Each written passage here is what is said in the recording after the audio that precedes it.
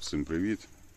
Для збирання мотор-колеса отримав таке заднє колесо. Колесо 26 дюймів, фетбайк, широке з отворами.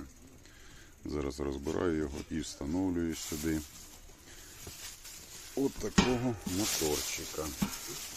Мотор задній редукторний XCF19 FET, це 1200 Вт. Розібрав це колесо, розсверлив обід. І збираю тепер мотор колеса. Мотор колеса буду збирати на спицях 12G, це 2,6 мм. Спиці хромовані. Зібрав це мотор колеса. Так все вийшло. Колесо рівне. В станку стоїть по центру.